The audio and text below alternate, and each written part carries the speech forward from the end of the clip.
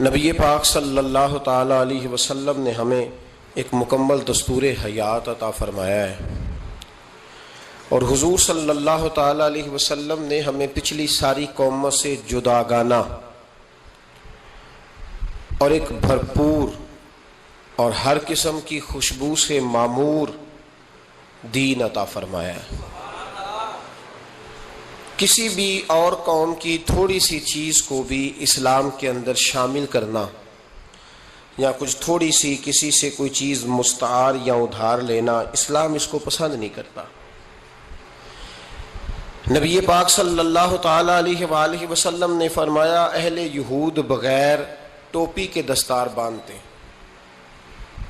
جب سر پہ پگڑی باندھتے تو ان کے سروں پر ٹوپیاں نہیں ہوتی تھی۔ فرمایا تم نے ٹوپی پر دستار باندھنی ہے، یہودیوں کی مخالفت کرنی ہے، تم نے اہل یہود کی مخالفت کرنی ہے۔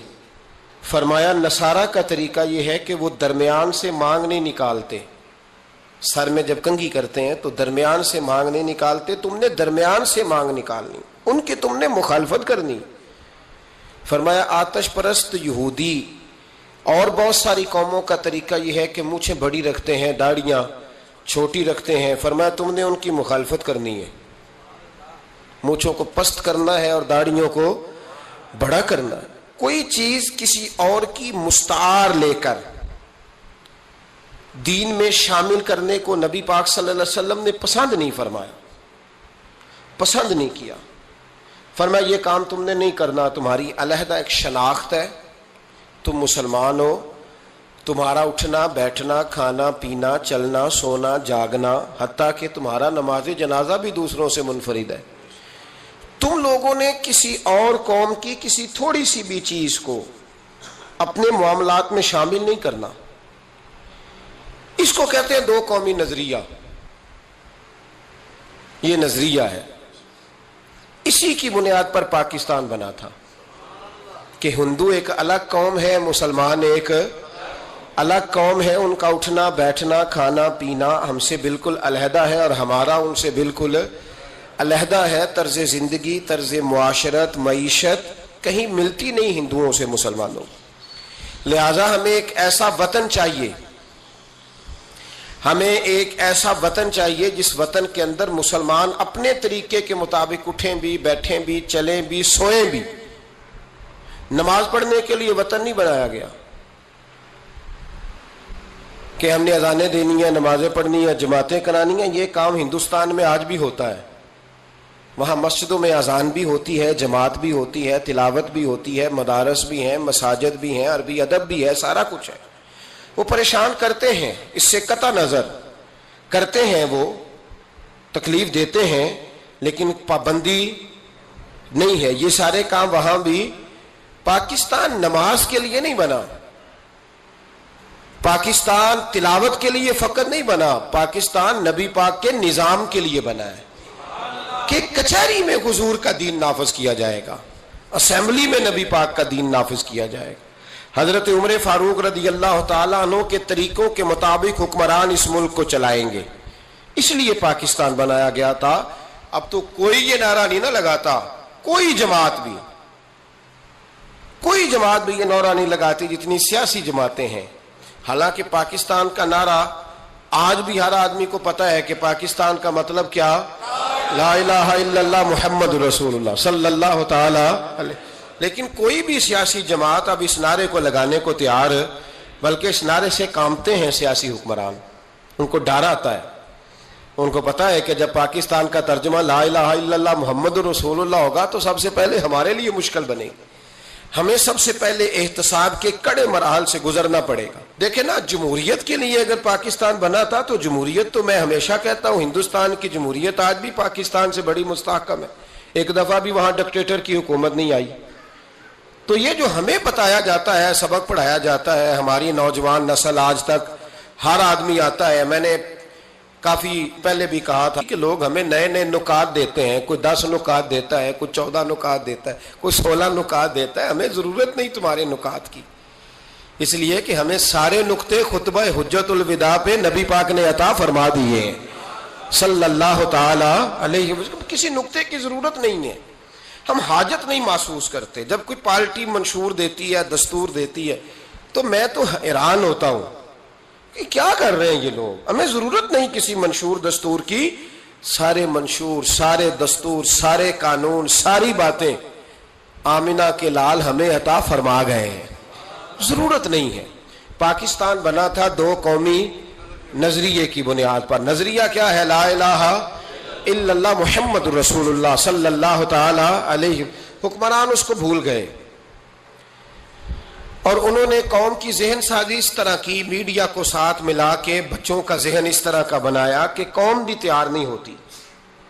نظام مصطفیٰ صلی اللہ علیہ وسلم کے لیے قوم تیار, حالانکہ کافر کو آپ کی نماز سے کوئی مسئلہ نہیں. یورپ میں کبھی پابندی لگی ہے کہ مسجد نہ بناؤ؟ کبھی وہاں کسی نے کہا ہے قرآن پاک نہ لے کے آؤ؟ کبھی کسی نے کہا ہے؟ وہاں پابندی نماز پہ نہیں ہے. ان کو ڈر تو نظام مصطفیٰ سے آتا ہے کہ دین نافذ نہیں ہونا چاہیے. تو میرے بھائی, پاکستان ایک نظریاتی وطن ہے. جتنا دوڑ سکتے ہیں میں اور آپ دوڑ لیں, جتنا دوڑ سکتے ہیں. جہاں تک یہ قوم بھاگ سکتی ہے بھاگ لے. یہ اس چہرے کو اپنا لے یا اس چہرے کو اپنا لے یا اس کو آزما کے دیکھ لے. چونکہ اس وطن کی بنیاد کلمہ ہے تو یہاں سکون بھی اسی وقت آئے گا جب حکومت بھی کلمے والے رسول کی آئے گی صلی اللہ تعالی علیہ وسلم, صلی اللہ تعالی. اور اسلام ہر جگہ یہ بتاتا ہے کہ ملک کس کے ہیں؟ اللہ کے. تو نظام کس کا ہونا چاہیے؟ اللہ کا, اللہ کے دین کا. دنیا کی سب سے بڑی ہجرت ہوئی تھی جب پاکستان بنا تھا. دنیا کی سب سے بڑی ہجرت. 10,000 عورتوں کی عزتیں لوٹی گئیں جب یہ وطن بنا. لاکھوں لوگوں نے جانوں کی قربانیاں دیں. ابھی 15-20 سال پہلے ہندوستان کا پنجاب کا جو علاقہ ہے اس کو کھولا گیا تو ایک کنویں سے ابھی بھی ہڈیاں ملی ہیں جو سکھوں نے کاٹ کر مسلمان کنواں ہی پورا بھر دیا تھا. اس تکلیف کے ساتھ وطن بنا. کس لیے؟ جمہوریت کے لیے, حکمرانوں کے للے تللے کے لیے, ان کی بڑی کاروں, جیپوں اور مرسڈیز کے لیے. اس لیے کہ یہاں روز نیا بل آئے گا, آج گورنر راج ہے تو آج فلاں ہے تو آج فلاں ہے. یہ ساری حکومتیں اگر وہی قانون جو انگریز کا بنا ہوا ہے اور وہی ساری دفعات جو آپ کے ہاں نافذ ہے وہی ہندوستان میں نافذ ہے تو بتایا جائے پھر وطن کیوں بنایا گیا تھا؟ پھر کیا ضرورت تھی؟ یہ سارے کام تو وہاں بھی ہو رہے ہیں. اس لیے میرے بھائی وطن کے نظریے کو سمجھے. وطن بنا تھا لا الہ الا اللہ محمد رسول اللہ صلی اللہ علیہ وسلم. اور اقبال جو بانی پاکستان ہے, جو مصور پاکستان ہے, جو تصویر دینے والے ہیں پاکستان, ان سے کسی نے کہا تھا کیوں پاکستان بنانا چاہتے ہو؟ ہم جو ایک ملت جو ہیں, ہندوستانی ایک ملت ہے, قوم ہے, تو کیا ضرورت ہے؟ تو اقبال کہنے لگے اپنی ملت پر قیاس اقوام مغرب سے نہ کر, خاص ہے ترکیب میں قوم رسول ہاشمی. نبی پاک کی قوم اپنی ترکیب کے لحاظ سے ہر قوم میں خاص ہے. دین کا نفاذ چاہیے, دین نافذ ہونا چاہیے. نبی پاک ایک اسٹیٹ کے سربراہ بنے تھے. مدینہ منورہ میں حضور نے نظام بنایا. آج میں ایک نئی بات آپ سے کرنا چاہ رہا ہوں. رونا روتے زمانے بیت گئے, اب آگے کی طرف دیکھنا ہے. جو قومیں ماضی کی لکیر پیٹتی رہتی ہیں وہ مایوس ہو جاتی ہیں, ان کے جذبے ٹوٹ جاتے ہیں. اب ماضی کو پیٹنے کی بجائے مستقبل کی روشنی کو دیکھنا چاہیے. ہمیں نبی پاک صلی اللہ علیہ وسلم نے کسی وطن کی تعمیر کے لیے جو جذبات دیے ہیں ان جذبات پر ہمیں غور کرنا چاہیے. حکمران تو جو کر رہے ہیں وہ تو کر ہی رہے ہیں, اور جو وہ کریں گے وہ بھی سب کو نظر آ رہا ہے, اور ہمیں سمجھ لگ رہی ہے کہ آئندہ بھی کیا ہونے جا رہا ہے. ہم نے کیا کرنا ہے؟ ایک جملہ میں کہنے لگا ہوں, اگر کسی کو تکلیف ہو تو مجھے خوشی ہوگی. ایک جملہ میں کہنے لگا ہوں, اگر کسی کو پریشانی ہوگی تو مجھے بڑا ہی اچھا لگے گا. کسی بڑے آدمی کو پریشانی ہوگی تو مجھے خوشی ہوگی. وہ جملہ کیا ہے وہ سن لیں. یہ ملک حکمرانوں کا نہیں ہے, یہ ملک عوام کا ہے. اس لیے کہ حکمرانوں کے بچے تو یورپ میں رہتے ہیں, ان کی تو ٹکٹیں بک ہوتی ہیں. جب تک یہ اسمبلی میں ہوتے ہیں یہاں ہوتے ہیں, اور جب حکومتیں ختم ہوتی ہیں تو یہ یہاں موجود. ان سب کے تو باہر کاروبار ہیں, رہائشیں ہیں, اولادیں ہیں. تو یہ وطن کس کا ہے؟ پاکستان وطن کس کا ہے؟ یہ ہمارا وطن ہے، یہ حکمرانوں کا نہیں ہے۔ دیکھیں نا، گھر اس کا ہے جس نے گھر کے اندر رہنا ہے، جس نے گھر میں رہنا نہیں اس کا وطن ہم نے رہنا ہے، ہماری نسلوں نے رہنا ہے، ہمارے ماں باپ رہے، ہم رہ رہے ہیں، ہماری آنے والی نسلیں رہیں گی، تو وطن پھر کس کا ہوا؟ ہمارا۔ حکمرانوں کا وطن گھر جو ہمارا ہے، تو ہم کسی کے ذمہ کیوں لگاتے ہیں؟ ہم اپنے وطن کا خود خیال کیوں نہیں کرتے؟ ہم کیوں نہیں یہ محسوس کرتے کہ وطن سب سے پہلا کام 14 اگست ہے پاکستان کے عزم نو کے لیے، ایک روشنی کے لیے، نوجوانوں کے لیے چند باتیں کرنا چاہتا ہوں۔ پہلی بات اپنے ذہن میں بنائیں کہ وطن کی جو محبت ہوتی ہے نا، حب الوطن من الایمان، وطن کی محبت ایمان کا حصہ ہوتی ہے۔ اس بات کو یاد کر لے۔ میرے نبی پاک علیہ السلام مکہ مکرمہ سے تشریف لائے تھے، حضور مہاجر بن کے مدینے آئے تھے، لیکن بخاری مسلم کی ایک ایسی حدیث ہے جس کی میں نے کبھی شرح نہیں پڑھی، اور میں اس حدیث کی شرح میں کبھی نہیں گیا اور جانا چاہتا بھی نہیں۔ نرالا رنگ ہے اس حدیث پاک کا۔ میرے محبوب پاک علیہ السلام مہاجر بن کے مدینے آئے، لیکن حضور نے ایک موقع پہ فرمایا، سنو بھائی مہاجرین اور انصار، کان کھول کے سنو۔ اب مہاجرین میں شامل کون کون تھے؟ حضرت ابو بکر صدیق، حضرت عمر فاروق، حضرت عثمان غنی، حضرت مولا علی، حضرت مصعب ابن عمیر، حضرت بلال حبشی، یہ سب لوگ مہاجر تھے، لیکن حضور نے وطن کی محبت بیان فرمائی۔ میرے محبوب نے فرمایا، یاد رکھنا اگر کبھی لوگوں میں اختلاف رائے ہوا اور لوگوں کی دو لائنیں بن گئیں، ایک قطار ادھر جا رہی ہے لوگوں کی اور ایک قطار ادھر جا رہی ہے، تو فرمایا اگر تم مجھے دیکھو گے نا میں کس قطار میں ہوں، تو میں تمہیں اس قطار میں ملوں گا جس قطار میں میرے مدینے والے جا رہے ہوں گے۔ میں کہہ رہا ہوں بلا تبصرہ، بغیر تشریح کے اس روایت کو دیکھیے گا، حضور نے اپنے وطن سے پیار کیا اور اپنے وطن کے لوگوں سے محبت فرمائی۔ حضرت ابو ہریرہ فرماتے ہیں جب ہم سفر سے واپس آتے تھے نا، سفر سے واپس لوٹتے تھے اور مدینہ منورہ کی عمارتیں نظر آتی تھی، مکانات نظر آتے تھے، تو ہم حضور کا جذبہ دیکھتے، میرے محبوب پاک گھوڑے کو تیز کر دیتے، سواری کو دوڑاتے، یا رسول اللہ کیا ہوا؟ فرمایا جلدی کرو میرا شہر آ گیا ہے، میرا علاقہ آ گیا ہے۔ حضور نے اپنے وطن سے پیار کیا، اگرچہ اس وطن کی انفرادیت اپنی جگہ پہ ہے، اس کی عظمت اپنی جگہ۔ ایک پہلو ان حدیثوں سے یہ بھی ملتا ہے کہ جس جگہ ہم رہتے ہیں ہمیں اس وطن سے پیار ہونا چاہیے، ہمیں پاکستانی ہونے پر فخر ہونا چاہیے۔ مدینے کے بعد، مکے کے بعد اگر ہمیں کسی وطن سے پیار کرنا چاہیے تو پاکستان سے کرنا چاہیے، اس کی گلیوں سے، اس کے کھیتوں سے، اس کے کھلیانوں سے، اس کے گاؤں سے، اس کے شہروں سے ہمیں پیار کرنا چاہیے، ہمیں محبت کرنی چاہیے۔ ہمارا معاملہ کیا ہے؟ ہم صرف اپنے گھر سے پیار کرتے ہیں، اس لیے 1.25 کروڑ روپیہ بنگلے پہ لگ جاتا ہے، 10,000 روپیہ لوگ اپنی گلی پہ نہیں لگاتے۔ وہ گلی کس کی ہے؟ اس پہ کیوں نہیں پیسے خرچ ہوئے؟ کہتا ہے وہ ٹیکس دیتا ہوں تو ٹیکس والے خرچ کریں گے۔ او خدا کے بندے، وطن تیرا ہے تو گلی بھی تیری ہے، اس کی تعمیر کی ذمہ داری بھی تیری ہے، تو چھوڑ۔ اگر وہ اتنے ہی اچھے ہوتے تو اب تک سنور نہ گیا ہوتا۔ تو اپنی گلی کا خیال کر، تو اپنے علاقے کا خیال کر، تو اپنی بستی کا خیال کر، تو توجہ دے، تو اس کی تعمیر میں کردار ادا کر۔ الیکشن آیا تو لوگوں نے کوڑے کی تصویریں کھینچ کھانچ کے سوشل میڈیا پہ ڈالی، فلاں ایم صاحب نے بھی اپنے علاقے سے کوڑا نہیں اٹھوایا، فلاں نے بھی کوڑا نہیں اٹھوایا، فلاں نے بھی کوڑا نہیں اٹھوایا۔ کوڑا جب بارش ہوتی ہے تو تعفن پھیلتا ہے۔ مجھے کچھ سانس میں تکلیف ہوئی تو ڈاکٹر صاحب سے جب میں نے مشورہ کیا تو وہ مجھے کہنے لگے کوئی تعفن والی جگہ نہیں ہونی چاہیے، اس سے آپ بچیں، درختوں کے پاس رہیں، پتوں کے پاس رہیں جہاں سے آکسیجن تازگی ملے۔ اور یہ ضرورت صرف مریض کی نہیں ہے، یہ ہر اس شخص کی ضرورت ہے جس کی سانسیں چل رہی ہیں، اس کو اس کی حاجت ہے۔ کوڑے پر جب بارش پڑتی ہے تو تعفن پھیلتا ہے، ایسی سخت بدبو آتی ہے جس سے امراض پیدا ہوتے ہیں۔ حکمران نے کوڑا نہیں اٹھایا، بلدیہ کے لوگوں نے ذمہ داری محسوس نہیں کی، ایم صاحب کے حلقے میں ڈھیر لگے ہوئے کوڑے کے۔ لیکن ایک سوال ہے، پوچھنے کی اجازت ہونی چاہیے۔ وہ سوال یہ ہے کہ کوڑا اٹھانے والے نے تو نہیں اٹھایا، پر بتائیے کوڑا پھینکا کس نے تھا؟ جو آدمی سودا خریدنے کے لیے 4 گلیاں آگے جا سکتا ہے وہ کوڑا پھینکنے کے لیے بھی تو جا ہی سکتا ہے نا، اس کو پتا ہے نا کوڑا پھینکنے کی جگہ۔ پھینکا کس نے کوڑا؟ اچھا ایک بات اور ذرا آپ کی توجہ کے لیے، سوشل لوگ ہیں ہم معاشرے کا حصہ ہیں، ہمیں معاشرے میں لوگوں کی ضروریات درپیش رہتی ہیں۔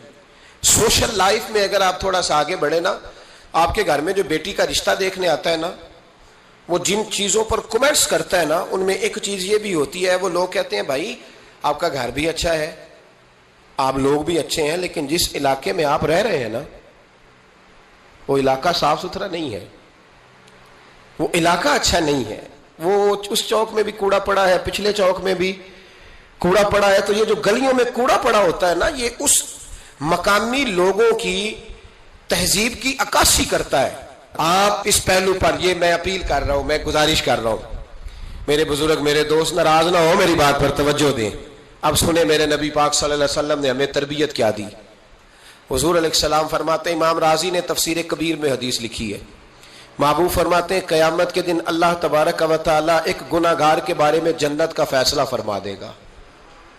وہ گناہگار بڑا تھا، بڑا مجرم تھا، بڑا، بندے کو پتا ہوتا ہے نا اپنا کہ وہ کتنا گناہ، وہ گناہگار نہ رب کے کرم پر رو پڑے گا، اپنے رب کی عطا پر شرمندہ ہو کے روئے گا، اور ہاتھ باندھ کے عرض کرے گا مولا میں تو جانتا ہوں میں کیا ہوں، ایسی کون سی میری نیکی تھی کہ تو نے مجھے بخش دیا۔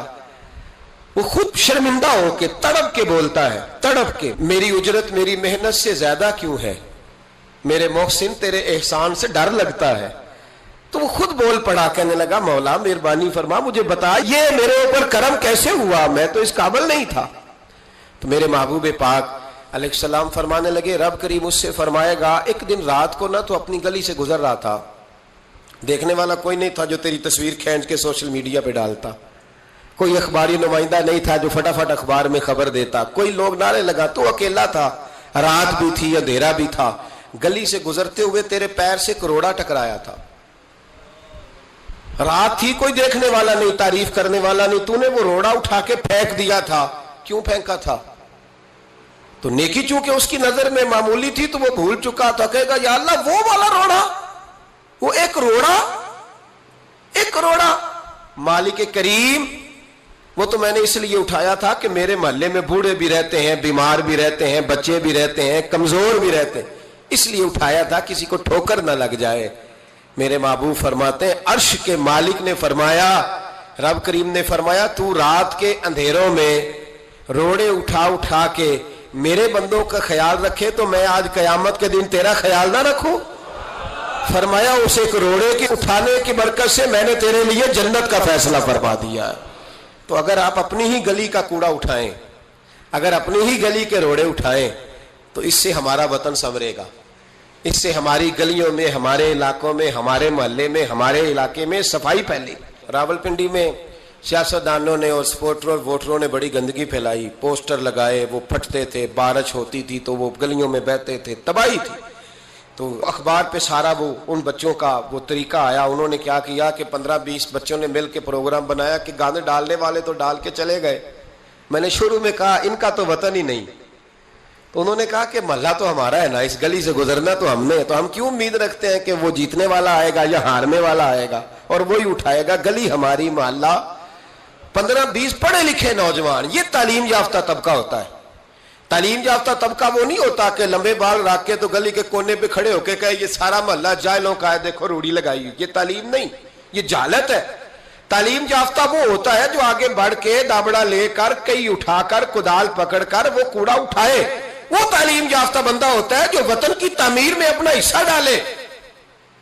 ان نوجوانوں نے کام کیا، اسی وطن کے رہنے والے، اسی وطن کے باسی، وہ کہتے ہیں ہم 15 نکلے تھے، پھر سارا وطن اٹھا اور ڈھیروں اور ہزاروں علاقوں کے لوگوں نے ان کی تقلید کی۔ تو پہلا کام یہ کریں کہ وطن سے پیار کریں، دوسرا کام یہ کریں کہ اس کی صفائی میں اپنا حصہ ڈالیں۔ ہم کیوں انتظار کرتے ہیں کوئی گرانٹ آئے گی؟ میری ذاتی رائے یہ ہے، میری ذاتی رائے کہ جتنے گلی میں مکان ہوتے ہیں نا، سب کے گھروں کے اندر سہولیات ہوتی ہیں، وہ سارے اگر ملیں تو میرا خیال ہے ان کی اپنی گلی کا نظام صحیح ہو ہی سکتا ہے۔ تو آؤ مل کے اس وطن کو سنوارنے کی کوشش کریں، اس کی گلیوں پہ محنت کریں، اس کے کھیتوں پہ محنت کریں۔ اور تیسری بات، اس وطن کو سرسبز و شاداب بنائیں۔ کیا انداز ہے میرے محبوب کے سمجھانے کا، یہ بخاری کی حدیث ہے۔ میرے محبوب فرمانے لگے جس نے کوئی ایک درخت لگایا، جس نے کوئی ایک درخت لگایا یا پودا لگایا یا کوئی ایسی چیز لگائی، فرمایا اس سے کوئی انسان نفع اٹھائے یا اس سے کوئی جانور نفع اٹھائے، فرمایا جب تک لوگ نفع اٹھاتے رہیں گے رب لگانے والے کے نامہ اعمال میں نیکیاں درج فرماتا رہے گا۔ تو ہم کیوں درختوں کو کاٹتے ہیں؟ ہمیں چاہیے نا اس کو سرسبز و شاداب کرنے میں اپنا کردار ادا کریں تاکہ ہمارے وطن میں خوبصورتی پھیلے۔ ایک مرض بڑی تیزی سے پھیل رہا ہے، ہیپاٹائٹس سی کا مرض ملک میں بڑی تیزی سے پھیل رہا ہے، بڑی تیزی سے جگر کام کرنا چھوڑ جاتا ہے، معدے کی بیماریاں بڑھتی ہیں، پیٹ کے درجنوں امراض ہیں، پیٹ میں پانی پڑ جاتا ہے۔ ہمارے ایک ملک میں تو ڈائلسس کا نظام بڑا مردہ ہے، اللہ خیر کرے، محکمہ صحت پر اتنا بوجھ ہے لوگوں کا، لیکن لوگ ڈیوٹی نہیں کرتے، کام ہی نہیں کرتے، غصہ ہی بڑا آتا ہے ڈاکٹر حضرات کو، اللہ ماشاءاللہ مریض تکلیف سے کرا رہا ہے لیکن وہ کہہ رہا ہے اب ٹھیک ہے، سرکاری نوکری اسی طرح کی ہوتی ہے، موج کرنی چاہیے، خیر صلاح ہے۔ بڑی تیزی سے مرض پھیل رہا ہے اور لوگ کمزور ہو رہے ہیں، بڑی مجبوری ہے، لوگ رو رہے ہیں، تڑپ رہے ہیں، اور یہ دکھ وہی سمجھ سکتا ہے جس کا گھر میں کوئی بیمار ہوتا ہے۔ آؤ نا اس وطن کے لیے کچھ کریں، کوئی ہمت کرے، کوئی جدوجہد کرے، کوئی کوشش کرے، آؤ کچھ کرے اس کے لیے۔ کیا کرے؟ اس ہیپاٹائٹس سی کی بیماری سے لڑنے کا سب سے پہلا حل ڈاکٹر یہ بتاتے ہیں کہ پانی اگر لوگ صاف پینے لگ جائے، اگر پانی صاف ملنے لگ جائے تو ان بیماریوں میں 90% کنٹرول ہو سکتا ہے۔ یار صرف صاف پانی، لیبارٹری کے ٹیسٹ کے مطابق جو بڑا مہنگا بور بھی ہے وہ بھی ₹1,00,000 سے نیچے ہے۔ ایک گلی میں اگر ایک بور ہو جائے ایسا جس کا پانی زبردست ہو تو کتنے لوگ ہیں جو بچیں گے؟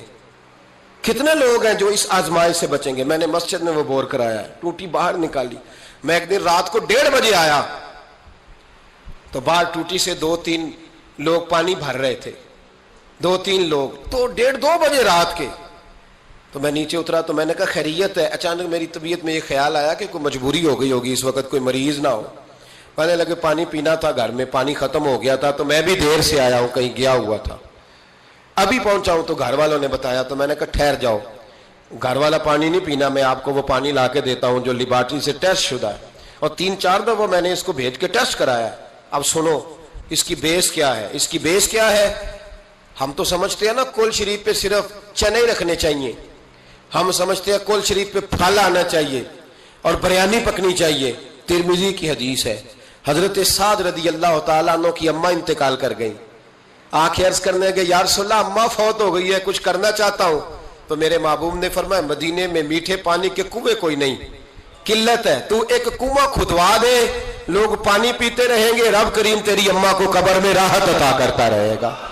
حضرت سعد نے کنواں کھدوایا، قربان جاؤں محبوب کی عظمت پہ، میرے رسول پاک نے آج ہمیں صاف پانی پینا مہیا کرنے کے لیے کل 1450 سال پہلے نصیحت کر دی، فرمایا یہ کنواں سعد نے اپنی ماں کے لیے کھدوایا ہے، اس کا نام ہے سعد کی ماں کا کنواں، بیر ام سعد حضور نے اس کا نام رکھا۔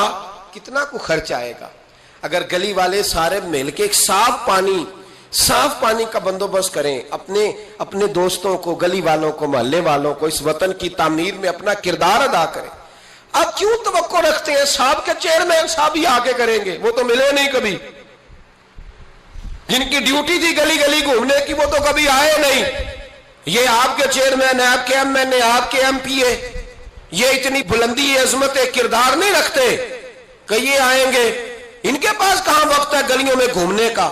اصل لوگ تو وہ تھے کہ 24 لاکھ مربع میل کے حکمران جناب عمر فاروق، لیکن چہرے پہ کپڑا ڈال کے ساری رات مدینے کی گلیوں میں گھومتے تھے، ہر دروازے کا خیال رکھتے تھے، پر کیا کریں، کس کو سمجھائیں؟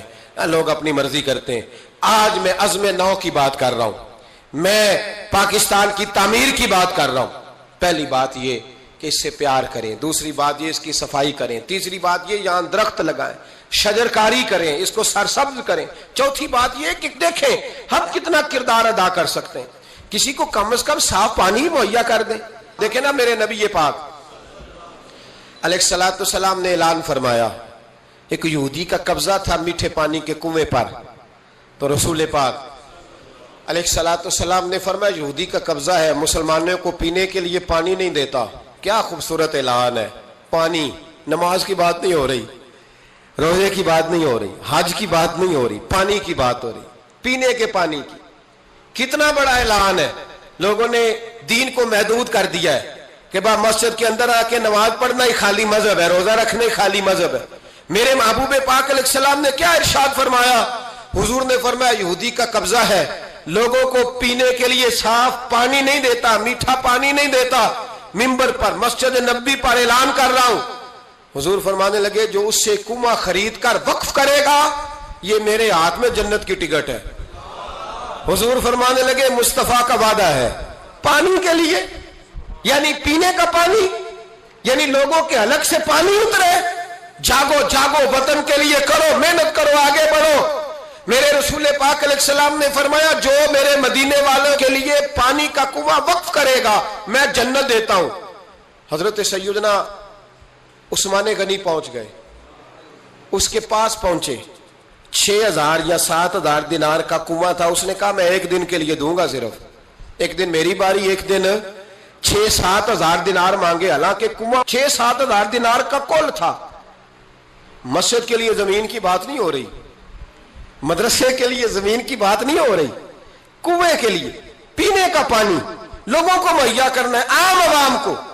اور اس وقت صرف بات بھی مسلمانوں کی نہیں، یہودی بھی پیئیں گے، دیگر لوگ بھی پانی پیئیں گے۔ میرے نبی پاک علیہ السلام کے غلام نے کہا کنواں دے دے۔ کل کنواں سارا 6-7 ہزار دینار کا تھا۔ کہنے لگا میں نے نہیں دینا۔ جناب عثمان بیٹھ گئے، فرمایا تو بات کر کتنے کا دے گا؟ اس کے منہ سے نکل گیا 40,000 دینار۔ 40,000 دینار۔ مسجد کی زمین نہیں خریدی جا رہی، ادارے نہیں بن رہے، اگرچہ یہ اصل ہے دین کی، خریدنی چاہیے۔ پانی کا کنواں، وطن کی تعمیر۔ جناب عثمان غنی رضی اللہ تعالیٰ عنہ فرمانے لگے تو نے اپنی اوقات کے مطابق پیسے مانگے، ورنہ میں تو 60,000 دینار لے کے آیا تھا، تیری اوقات اتنی تھی، تو یہودی ہے نا، تمہاری اوقات اتنی ہے، انہیں اوقات کے مطابق مانگے، میں 60,000۔ اس نے کہا عثمان سمجھ نہیں آئی، ساری زندگی تجارت کرتے رہے ہو، 40,000 دینار کنویں کے لیے؟ آپ فرمانے لگے تو بے ایمان ہے، تجھے کیا سمجھ آئے گی؟ اگر کسی کو 40,000 کے جنت کی ٹکٹ ملے اور ملے بھی نبی پاک کے دستے مبارک سے، فرمایا یہ ہے ارض جنت، یہ طیبہ کی زمین ہے، جنت بھی یہی، مالک جنت بھی یہی ہے۔ آؤ پاکستان کی تعمیر کریں، آؤ اس کی گلیوں سے کوڑا اٹھائیں، اس سے پیار کریں، اس سے محبت کریں، یہاں درخت لگائیں، یہاں صاف پانی پینے کے لیے بندوبست کریں۔ اور میرے بھائی، میرا بچہ اگر تعلیم نہیں حاصل کرتا تو ساری انویسٹمنٹ اپنے بچے پر کرنے کی کیا ضرورت ہے؟ آگے بڑھو نا۔ وہ جو چائے والے کھوکے پہ چائے تقسیم کر رہا ہے وہ بھی بڑا لائق ہے، اس کے ابے سے ملاقات کرو، اس کو کہو لا یار میں تیرے بچے کا خرچ اٹھاتا ہوں، اس کو اسکول میں داخل کرا۔ ایک انجینئر ملے گا ملک کو، وہ جو گرمیوں کے موسم میں نا ٹھنڈے پانی کا کولر لے کے بس کے پیچھے بھاگتا ہے نا اور آواز دیتا ہے ایک گلاس پانی کا لے لو، ایک گلاس۔ وہ بڑا ذہین بچہ ہوتا ہے، بڑا ذہین ہوتا ہے، اس کی ماں کو بھی بڑا چاؤ ہوتا ہے یہ افسر بن جائے، اس کے پاس پیسے نہیں ہوتے، وہ غریب کا بچہ ہے۔ اس کو بلاؤ نا، اس کو کہو بیٹے آ۔ کبھی کبھی کسی چوک میں کسی ٹھیلے والی دکان پہ بریک لگتی ہے نا گاڑی کے، تو چھوٹے چھوٹے بچے دوڑ کے آتے ہیں، کہتے ہیں ہماری دکان سے سودا خریدو۔ ان میں بڑا ٹیلنٹ ہوتا ہے، بڑے ذہین ہوتے ہیں، لیکن نہ یہ امیر کے بچے ہوتے ہیں، نہ پیر کے ہوتے ہیں، نہ وزیر کے ہوتے ہیں، ان پر کوئی انویسٹمنٹ نہیں کرتا۔ آؤ آج ارادہ کریں کہ ہم، ضروری تو نہیں کہ میرا بچہ ہی پڑھے، اگر میرا نہیں پڑھتا تو میں کسی کے بچے کو کتابیں خرید کے دے دوں، میں کسی کے بچے پر تھوڑی محنت کروں۔ آؤ میں تمہیں پھر لے چلوں مدینے کی گلی میں، میرے مصطفیٰ کریم صلی اللہ تعالی۔ حضور گزر رہے، دن تھا عید کا، عید کے دن حضور گزر رہے تھے، اور نبی پاک نے گود میں امام حسن حسین کو بٹھایا ہے، گھوڑے پہ حضور جا رہے ہیں، رستے میں ایک بچے کو روتے ہوئے دیکھ لیا، میرے محبوب نے گھوڑا روکا، 10,000 سے آبا عیدگاہ میں عید کی نماز کے لیے منتظر تھے، حضور نیچے اترے، بیٹے روتے کیوں ہو؟ تو پھر رو پڑا، کہنے لگا یتیم ہوں، ابا انتقال کر گئے، ہر بچے نے نئے کپڑے پہنے ہیں، محبوبہ چچا اور ماموں نے بھی میری طرف دیکھنا پسند نہیں کیا، رو رہا ہوں۔ 10,000 نمازی انتظار کر رہے، 10,000، اور میرے رسول پاک وطن کے غریب بچوں کا خیال کر رہے ہیں۔ حضور گھوڑے سے اترے، بچے کو ہاتھ لگایا، گھر لے گئے، کہا فاطمہ हसन का कोई नया जोड़ा पड़ा है? कोई नया जोड़ा पड़ा है? बीबी साहबा कहने लगी हुजूर नया तो पहले भी कोई नहीं था, ये थोड़ा ठीक था जो मैंने धुला के हसन को डाला है। आओ अगर मेरा बच्चा नहीं पढ़ता तो किसी के बच्चों पे तवज्जो करें। मेरे महबूब ने फरमाया फातिमा इस तरह कर, हसन को वही वाला दोबारा डाल दे जो पहले डाला हुआ था, और हसन के वजूद से ये कपड़े उतार, ये कपड़े उतार और इस यतीम के गले में ये कुर्ता डाल। हुजूर क्या मिलेगा? फरमाया जब यतीम राजी होता है तो अल्लाह भी बड़ा ही राजी होता है। इस वतन में अभी भी बड़े बच्चे हैं जो स्कूलों से बाहर हैं, उनकी मजबूरी है, उनकी अम्मा ने दवाई खानी है, वो अभी भी खील मरूंडा लेके बेच रहे हैं, वो अभी भी गुब्बारे बेचने निकले हुए हैं। इस वतन में बड़ी गुर्बत है, बड़ा दुख है, बड़ी आजमाइश। इस पर बड़ी बातें मेरे आशिया ख्याल में हैं, लेकिन वक्त नहीं है, मुझे आगे बढ़ना है। फिर इस वतन के दिफा में अपना किरदार अदा करो। एक मौलवी साहब बेचारे सीट नहीं जीत सके तो उन्होंने कहा हम 14 अगस्त ही नहीं मनाएंगे। ये वो बेईमानों का ग्रुप है जिन्होंने कहा था कि शुक्र है हम पाकिस्तान बनने के गुनाह में शरीक नहीं हुए। किस तरह ये लोग पार्लियामेंट में जाते हैं, किस तरह हमारे नुमाइंदे बन गए।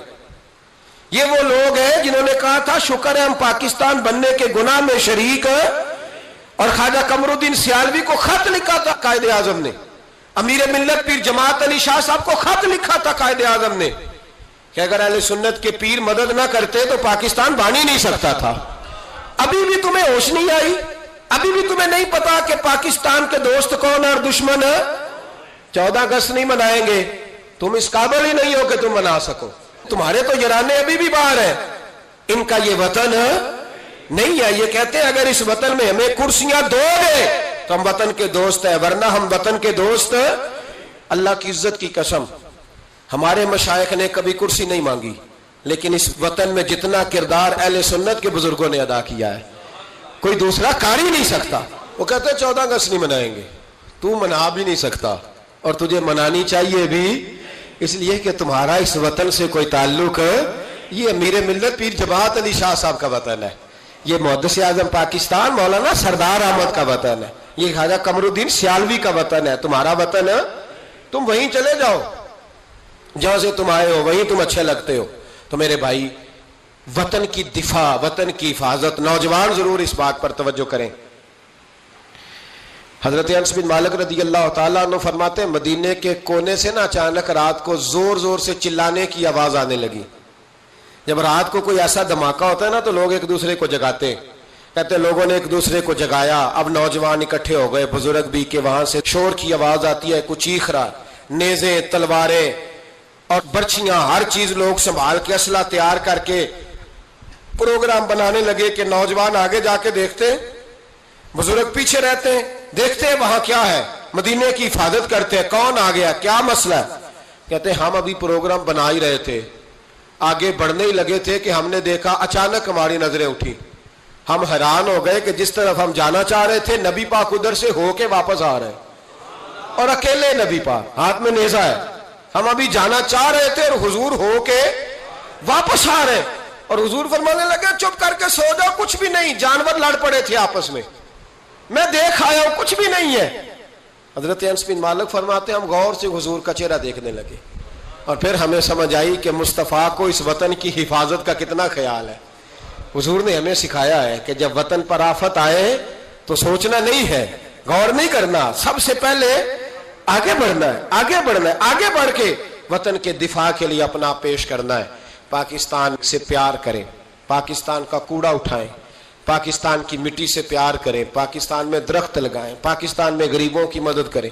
जो बच्चा मोहल्ले का गरीब स्कूल नहीं जाता, मोहल्लेदार मिल के हिफाजत करें उस बच्चे की, उस बच्चे को स्कूल में दाखिल कराएं, बच्चों के अच्छे मुस्तकबिल के लिए जद्दोजहद करें, साफ पीने का पानी मुहैया करें। हमारा वतन है, हमें इसको आगे लेके चलना है। 14 अगस्त पे ये पैगाम है, ये मैसेज है कि थोड़ा थोड़ा करके इस वतन की तामीर में अपना किरदार अदा करें, इसकी गलियों को सजाएं संवारें, कभी सड़क पर रैपर ना फेंकें, कभी शापर ना गिराएं, कभी किसी गंदगी से इस वतन को आलूदा ना करें। मेरे अरब को आई ठंडी हवा जहां से, मेरा वही वतन है, मेरा वही वतन है। इकबाल कहा करते थे कि हुजूर को यहाँ से ठंडी हवाएं आई हैं, इस वतन के लिए अपना किरदार अदा करें। देखें आप और मैं क्या कर सकते हैं, वो सारा कुछ करें। मेरी गुजारिश है कि कम से कम 5 बच्चे पढ़ाने का अहद करे एक बंदा, उनका आप तालीमी खर्च उठा सकें, तब किताबें लेके दे सकें, तब कोशिश करें कि 5 बच्चे कम से कम। हो सकता है ऐसा, अगर हर पाकिस्तानी 5 बच्चे पढ़ाने का इरादा कर लेना तो लाखों बच्चे स्कूलों में दोबारा से चले जाएंगे, लाखों बच्चे। थोड़ा थोड़ा ख्याल करें। और अगर कोई वो काम करे जो इमाम आजम करते थे, गरीब के बच्चे को ले आते थे और फरमाते थे मैं तेरे घर का खर्चा दूंगा, तू तालीम हासिल कर, इसी को वज़ाइफ कहा जाता है। ये काम करें। मेरी दुआ है ये वतन क़यामत की सुबह तक कायम रहे और इस वतन से रोशनियां फूटती रहे। ये उम्मत मुस्लिमा की क़यादत करे। आखिर दावा या अनिल हम्दुलिल्लाह। हो इश्क वालियां दे रहिंदा, इश्क वालियां दे रहिंदा, सदा यार सामने इश्क वालियां दे रहिंदा, सदा यार सामने इश्क वालियां दे रहिंदा, सदा यार सामने सजदे